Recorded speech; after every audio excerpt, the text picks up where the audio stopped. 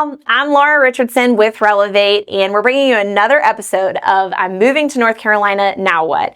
So we're going to talk material facts. So what things are material fact and what is a seller responsible for disclosing?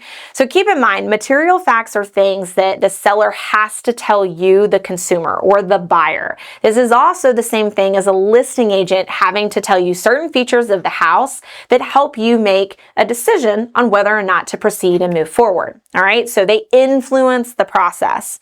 One of the big ones is termite damage. So we often have people, when they do pest inspections, call it the termite inspection. Well, we have a lot of different things that actually eat wood here, including wood destroying fungus. But when it specifically comes down to termites, you have to disclose damage that's caused by those little boogers. The second one that's had a little bit of a switch in the last few years is polybutylene pipes. So the mere existence of polybutylene is not a material fact. So some of you guys are like, poly what? What do you mean butylene, huh? What does that even mean? So polybutylene pipes were a product that was actually used in the early 80s through the mid 90s. And over the course of time, they found that those pipes were actually breaking down much faster than they manufacturally intended. Typically, if you're in the city versus on well water, you are gonna see that breakdown happen a lot quicker just because of city water pressure, in addition to the fact that we have chemicals in our water. So keep in mind that if you're on a well, you might really want to look at the condition versus if you're in a city and you're really looking at the condition.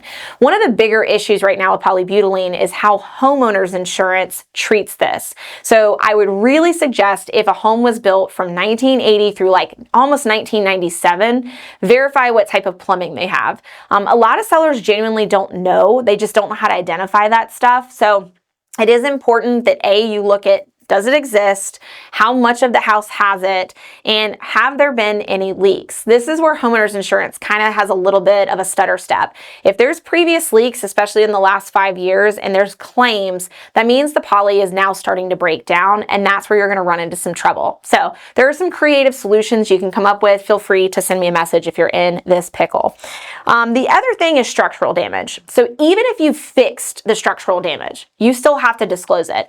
Anything that's messing with the actual structure of the home, whether it's roof or foundation, especially if you're in a crawl space and you're messing with all of the joists and giving supports and doing all that, you have to show what type of process you guys applied to resolve the situation. Typically asking for either a GC to weigh in or a structural engineer certification. That can only help you as you go to resell a house. The other thing is square footage. Do not make this number up. Do not be wrong in the square footage. Also understand tax records are notoriously undervalued in comparison to what was most recently in MLS. It is always highly suggested before you list a home to get a third-party appraiser to verify the measurements in the home. So be sure that you're getting that done because you're going to be held to it.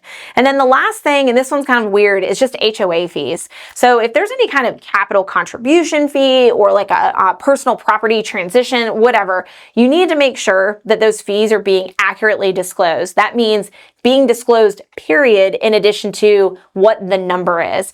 So it's always good to call the HOA if you don't know. Some people pay them once a year, some people pay them monthly, so you may have more awareness than not. So just give them a call, and then you also have that information to include on your disclosures and make it a lot easier on your buyer. Again, I'm Laura Richardson with Relevate, and we'll see you on our next episode as you're transitioning here to the great state of North Carolina.